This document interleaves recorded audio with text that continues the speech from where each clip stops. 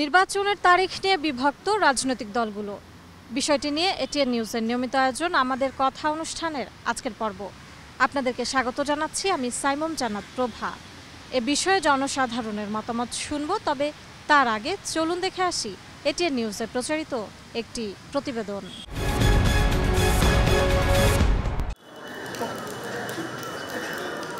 সোমবার বিকেল ৫টার দিকে রাজধানীর ফরেন সার্ভিস একাডেমিতে শুরু হয় জাতীয় ঐক্যমত কমিশনের দ্বিতীয় দফা সংলাপের উদ্বোধনী পর্ব, যাতে ২৮টি রাজনৈতিক দল অংশ নেন।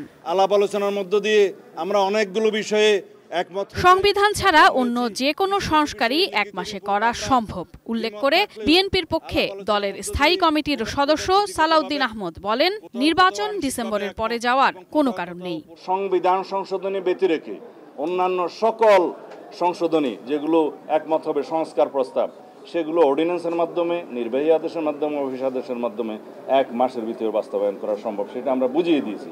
সুতরাং নির্বাচন ডিসেম্বরের পরে যাওয়ার মতো একটিও কারণ উল্লেখ করার মতো নেই। প্রধান উপদেষ্টার প্রতি আস্থার কথা জানিয়ে জামায়াতে ইসলামের নায়েবে আমির সৈয়দ আব্দুল্লাহ মোহাম্মদ তাহের বলেন, কিছু ব্যাপারে দ্বিমত থাকলেও ডিসেম্বর থেকে এপ্রিলের মাঝে নির্বাচন চেয়েছেন তারা। এ সময় কোনো দল যেন নির্ধারিত একটি তারিখে আটকে না থাকে, সে কথাও বলেন তিনি। আমরা বলেছি এই সময়ের ভিতরে আপনি সুইটেবল যে সময়টা মনে করেন, সামনে পরীক্ষা আছে, এসএসসি আছে, রমজান আছে, সব বিবেচনা করে আপনি একটা তারিখ ঠিক করেন এবং সেই তারিখটি আপনি ঘোষণা করে দেন। এদিকে রাষ্ট্রের বিভিন্ন সংস্কারের প্রশ্নে নিজেদের অবস্থানের কথা জানিয়ে জাতীয় নাগরিক পার্টির আহ্বায়ক নাহিদ ইসলাম বলেন, জুলাই সনদের আগে জাতীয় নির্বাচনের তারিখ ঘোষণা করা উচিত নয়। এ সময় নির্বাচন কমিশন পুনর্গঠনের দাবিও জানান তিনি। জুলাই সনদ ঘোষণার আগে যদি নির্বাচনের তারিখ ঘোষিত হয়, তাহলে সংস্কার প্রক্রিয়া ব্যাহত হতে পারে। তাই আমরা আহ্বান জানিয়েছি, সেই জুলাই সনদ হওয়ার পরে একই সাথে আমরা তখন নির্বাচনের তারিখটি যাতে সরকার ঘোষণা করে। কয়েকটি দলের প্রতিনিধিরা বলেন, নির্বাচন ডিসেম্বর থেকে পেছানোর কারণ ব্যাখ্যা করতে হবে সরকারকে। নির্বাচন আদৌ হবে কিনা সে সংশয়ও জানিয়েছে কয়েকটি দলের নেতা। এখন ডিসেম্বরের থেকে যদি অন্যথা কোনো কিছু হয়, কোনো কারণে পেছায়, তাহলে সেটা সরকারকেই ব্যাখ্যা করতে হবে যে এই বাড়তি সময় তাদের কেন লাগবে। কিছু উপদেষ্টার বেশ কিছু কর্মকাণ্ড, রাজনৈতিক মন্তব্য সরকারের সাথে রাজনৈতিক দলগুলো একটা দূরত্ব তৈরি করেছে, একটা সন্দেহ সংশয়ের সৃষ্টি করেছে। আমরা সেই সমস্ত উপদেষ্টাদেরকে অপসারণ করে উপদেষ্টা পরিষদ পুনর্গঠনের আমরা দাবি জানিয়েছি। এ সময় অংশীজনের সঙ্গে দূরত্ব দূর করে আস্থা তৈরির উদ্যোগ সরকারকে নেয়ার আহ্বান জানান তারা। অত্যন্ত দ্রুততার সাথে সংস্কারের কাজ শেষ করে নির্বাচন ডিসেম্বরের মধ্যে হতে হবে। অন্তর্বর্তীকালীন সরকারকে নিরপেক্ষ সেটা প্রমাণ করতে হবে, যাতে প্রস্তাবিত না হয়। Sadia Nancy, ATN news, Dhaka. দর্শক, এতক্ষণ প্রতিবেদনটি দেখলেন, এবার চলুন দেখে আসি কি বলছেন সাধারণ মানুষ। নির্বাচন নিয়ে যে রাজনৈতিক দলগুলো ডিসেম্বরের মধ্যে নির্বাচন চাচ্ছে, তারা মূলত তাদের স্বার্থের জন্য চাচ্ছে। আর আমরা সাধারণ জনগণ চাচ্ছি নির্বাচন আরও সংস্কারের পরে হোক, একটা মৌলিক সংস্কার হওয়ার পরে নির্বাচন হোক, নির্দিষ্ট সময় পরে হোক। আমরা একটু ধৈর্য ধরতে চাই। আমরা ডক্টর ইউনূসকে আরও কিছুদিন ক্ষমতায় দেখতে চাই, যাতে মৌলিক সংস্কারগুলো করে যাতে কোনো ফেসিবাদী কায়েম হতে না পারে, সেই ব্যবস্থা করে যাতে উনি নির্বাচনটা দেয়। 30শে ডিসেম্বর অথবা 30শে জুন এই হার্ড লাইনের আমি কোনো পক্ষে না। এটা 1-2 মাস এদিক সেদিক, সেটা কোনো বড় বিষয় না। তবে একটা ভালো গ্রহণযোগ্য ভালো আমরা নির্বাচন চাচ্ছি আর কি। নির্বাচনটা অতি সত্বর হওয়ার দরকার। আমি মনে করি ডিসেম্বরের মধ্যে মাননীয় প্রধান উপদেষ্টা এবং সেনাবাহিনী প্রধান উনি তো বলেছিলেন ডিসেম্বরের মধ্যেই লাস্ট একটা সময় বেঁধে দিয়েছিলেন।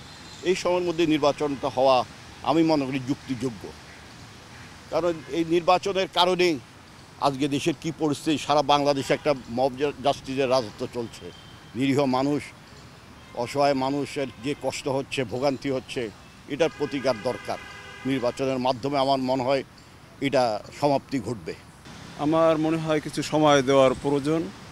আগামী বছরের জুন পর্যন্ত প্রধান উপদেষ্টা বলেছেন, যেহেতু অন্তর্বর্তীকালীন সরকার তাদের সংস্কার কার্যক্রমে একটু সময়, সব বিষয়ে সময়ের প্রয়োজন। তাড়াতাড়ি ক্ষমতায় যাওয়ার চিন্তা করা উচিত নয় বিএনপির।